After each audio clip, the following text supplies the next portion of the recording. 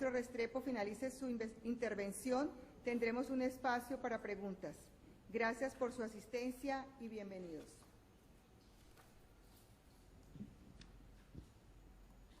Bueno, muchísimas gracias por la presentación. Como decía ella, vamos a hablar de investigación, acción y específicamente de una de las variantes de la investigación-acción, que es la investigación-acción pedagógica. Hay varias vertientes que se han desarrollado desde que Kurt Lewin, un psicólogo social alemán, por ahí en el año 46, acuñó el término de investigación-acción, exactamente al término de la Segunda Guerra Mundial. Entonces vamos a hablar de investigación-acción pedagógica aplicada a la transformación de la práctica pedagógica de los docentes de todos los niveles. Quien mejor puede investigar la práctica pedagógica es el practicante de la pedagogía. El profesor de cualquier nivel no puede esperar que otro le enseñe cómo enseñar, ¿verdad? O investigue su función de enseñante, es lo llamado el practicante de la educación.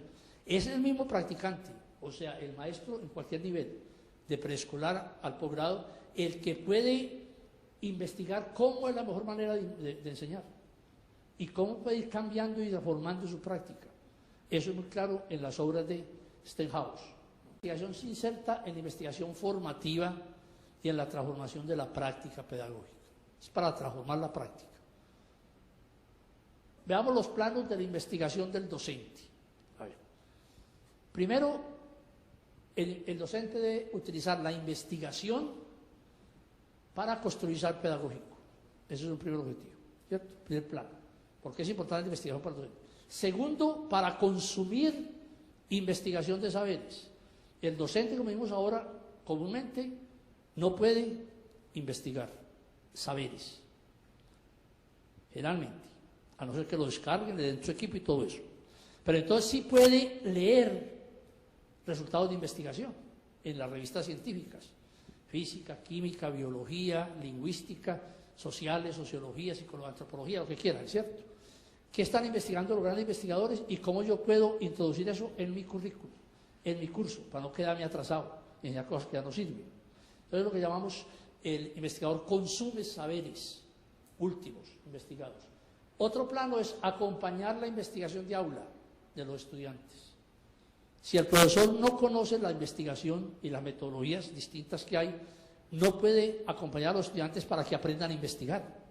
Y esa es una de las funciones del docente universitario, la investigación formativa que llamamos, que el estudiante aprenda a investigar y se apodere de las competencias investigativas. Pero si el profesor no sabe ni conoce los grandes métodos, ¿cómo va a acompañar la investigación de aula? ¿No? Y, por último, la investigación científica en sentido estricto. Eso también es un plano. Este último solo es para el profesorado universitario. Esto no puede hacer los de primaria o los de bachillerato. Nunca. Profesores universitarios deben estar formados para hacer investigación científica. El propósito central de la investigación-acción es la transformación social. Es un conocimiento para cambiar. Y aquí hay otra diferencia grande frente a la investigación clásica. La investigación clásica es encontrar conocimiento, ¿verdad? La investigación-acción es, con el conocimiento, montar acciones transformadoras. O sea que es una investigación de corte interventivo. El otro es simplemente buscar el saber. Aplicada a la práctica educativa sería, para hacer del docente un investigador de su práctica con miras a su transformación permanente. Esa es la idea. Práctica reflexiva para evitar la degradación de la práctica. De quien entiende la metodología de investigación-acción pedagógica adquiere una herramienta para estar transformando históricamente su práctica y no quedarse con una práctica fosilizada, estarla mejorando cuando requiere el mismo se da cuenta que necesita cambiarla, que se está quedando y que ya las cosas no le funcionan. Hay tres fases que están planteadas desde que Kurt Lewin acuñó el término investigación-acción en el año 46, allá, del siglo pasado, al término de la Segunda Guerra Mundial. Lo primero es una reflexión profunda sobre la práctica por transformar. A eso puedo llamarlo la fase deconstructiva. es una deconstrucción de la práctica. En términos de Derrida, el sociólogo francés, ¿cierto? Deconstrucción es hacerle labor de zapa a un edificio intelectual, a una teoría, a una metafísica, para que se derrumbe completamente y deje ver de qué está hecha, el material de que estaba hecha. Cuando se derrumba y todo, aparecen los añicos y de qué está hecha esa práctica. Entonces, aquí, actuando por analogía, podemos decir que las fases son: primera, reflexión profunda sobre la práctica por transformar, la llamamos de construcción. Entonces, cada uno va a coger su práctica y va a tratar de irla examinando y criticando. Pero la práctica es muy compleja, está hecha de muchas cosas. Entonces uno no puede coger la práctica completa, eso es muy complejo. Uno toma un segmento de la práctica cuando hace investigación, acción pedagógica, un segmento de la práctica para hacer la deconstrucción. ¿Qué es un segmento? Por ejemplo, ¿cómo enseño yo? La parte didáctica. Soy profesor de álgebra, ¿cómo enseño el álgebra? Soy profesor de física, ¿cómo enseño la física? Profesor de lingüística o profesor de matemáticas, ¿cómo enseño yo? La parte didáctica es un segmento. Ahí no se agota toda la práctica, ¿verdad? Tenemos que hablar de evaluación, que es otra cosa. Tenemos que hablar de la epistemología de mi saber. Tenemos que hablar de la relación con el estudiante, cómo trabajo con ellos, cómo me relaciono, cómo los formo, la relación con los colegas, la relación con las directivas, la relación con padres de familia. Es decir, la práctica tiene muchos segmentos, que es lo que nos toca hacer todos los días, ¿cierto? Cómo planifico mis cursos, ¿no? Cómo hago rúbricas para evaluar, bueno, todo eso. Entonces, uno selecciona un segmento de la práctica para empezar a examinarla a profundidad. La segunda fase, seguimos a decir cómo se hace esta. La segunda fase es planear un cambio o acción transformadora. Vamos a llamarlo la reconstrucción de la práctica. Una vez que usted termina esta fase de construcción y ve al interior de su práctica cuáles son la fortaleza, las debilidades, los vacíos que hay en su práctica, ya puede empezar a pensar cómo la va a cambiar y a planear una acción transformadora de la práctica. A esa fase la llamamos la reconstrucción de la práctica, ¿no? Y hay una tercera fase, que es, una vez usted reconstruye la práctica, es decir, crea una práctica alternativa a la que venía trabajando, la monta completa. Y se dice este cambio, vamos a ensayarla a ver. Entonces, monta la práctica nueva para evaluar los cambios. Y ahí cierra el ciclo. Y ve si le funcionó o no le funcionó. Y si no le funcionó, vuelve a empezar el ciclo. Otra vez, reflexión profunda, a ver qué pasó. Esta es una práctica permanente, es cíclica, ¿cierto? Recurrente. No es un proyecto, lo termina uno y listo, y lo entrega. ¿A qué llegó? Esto es cómo transformarme yo mismo, cómo transformar mi práctica. Lo primero es formular el problema de la investigación. Como en toda investigación, no hay investigación sin problema. El rey en la investigación es el problema siempre. Es el centro del proceso investigativo. La gran pregunta, el objeto de investigación, que es el segmento de la práctica que yo les decía ahora. Así vamos a ver algunos ejemplos. Lo primero es escoger el segmento de la práctica sobre el cual se hará la deconstrucción. Porque una vez no se puede revisar toda la práctica y cambiarla toda. A continuación, se da rienda suelta a la deconstrucción, utilizando el diario de campo y registrando en el evento de la práctica que la reflejen fielmente. Una de las técnicas que utilizan casi todas las tradiciones cualitativas de investigación es el diario de campo investigativo. Es una herencia que nos dejaron los antropólogos culturales ingleses, ¿no? El field work, llamaban ellos. Un antropólogo se iba a Samoa, en el Pacífico, o a un pueblo de África, cualquiera de ellos. Convivía un año con una tribu, con un grupo pequeño, allá. Pero todos los días llevaba una libreta en que iba anotando lo que veía, de todo, ¿cierto?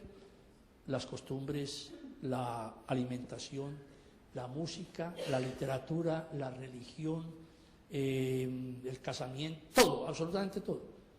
El vestuario, los ritos, todo. Siempre. Y conversaba con la gente y anotaba más cosas.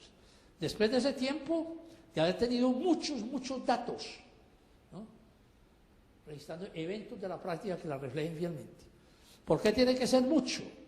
Por usted observar si usted mismo en una clase no da cuenta de su práctica, así sale un segmento. Uno todos los días hace las mismas cosas, ¿qué tal? ¿Cierto? Entonces la práctica tiene cierta riqueza.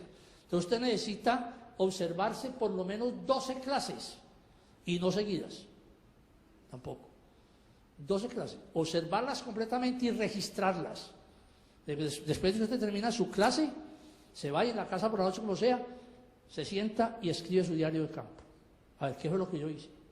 Yo entré al salón, vi que había mucho desorden, saludé, nadie me contestó, volví a saludar, 2 o 3 me contestaron, bueno, todo con máximo detalle, porque si no, se escapan elementos que van a ser importantes en la interpretación.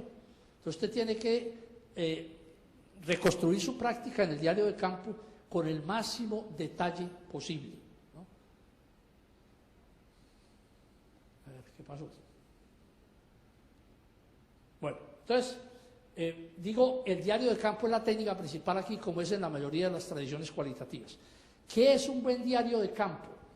Bueno, primero veamos ejemplos de problemas. ¿Qué pasa? Mire, ¿cómo hacer atractiva la consejería académica a los estudiantes del CEAD Simón Bolívar de la Universidad Abierta a Distancia para la búsqueda de soluciones en sus dificultades académicas y personales? Este es un problema real que escogió un consejero de la Universidad Abierta a Distancia en Bogotá, del CEAD Simón Bolívar de Bogotá. Trabajé con 50 consejeros de todo el país, de la UNAD. Había una consejera en la Sierra Nevada de Santa Marta, trabajando con los indígenas de esta zona.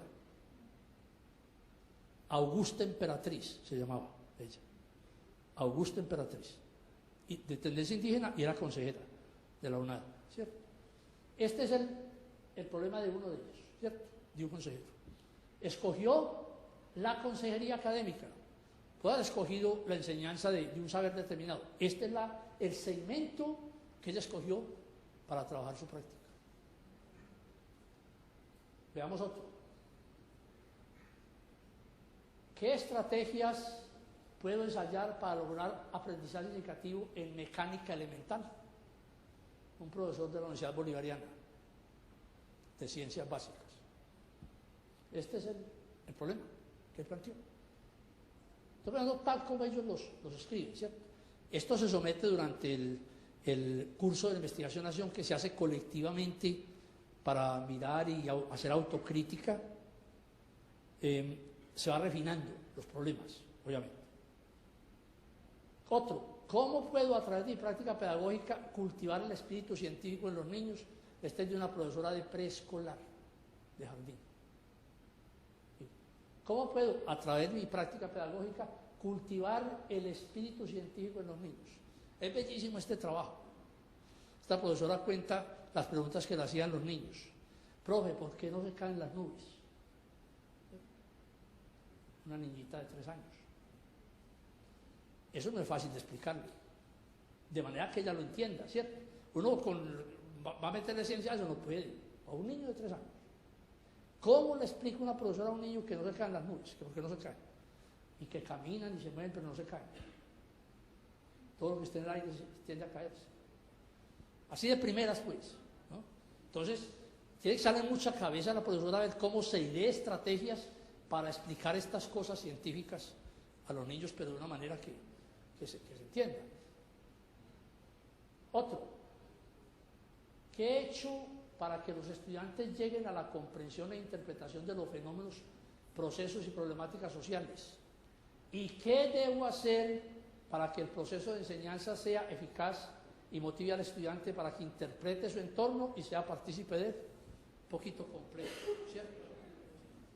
Profesora de sociales. Miren, una cosa interesante que tiene todo problema de investigación-acción. Recuerden que hay una fase de construcción que es sobre cuál es mi práctica en este momento, qué estoy haciendo. Y otra que es reconstrucción, a ver, hacia dónde debo ir para que esto mejore. Entonces, cuando ella dice, ¿qué he hecho? ¿Cierto? Va a criticar su práctica actual, lo que ella estaba haciendo. Y después dice, ¿y qué debo hacer para que el proceso mejore? que tengo todo lo que he hecho y la critico yo mismo, me critico a mí mismo, ¿qué cambios propongo?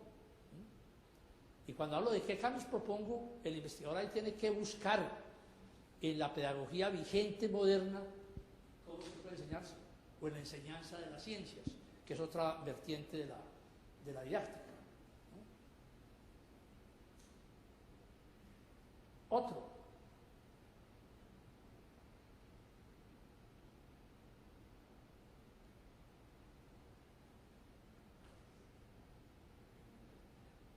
¿Cómo estamos realizando las actividades de recuperación en el área de matemáticas en los grados sexto y décimo? ¿Y cómo pueden realizarse de modo que sean más productivas y creen menos caos a docentes, alumnas y padres de familia? Esto fue de unas profesoras del Colegio de Sumaría de Medellín, cuando empezó lo que se llama recuperación en los colegios o refuerzos, ¿cierto? Que es algo relativamente nuevo también. Eso no existía antes. Entonces hubo muchas dificultades allá. Ella presentó esta investigación, la terminó al premio Compartir el Maestro, ¿no? Y quedó en el tercer puesto. Le dieron 30 millones de pesos por esta investigación que hizo. Bueno,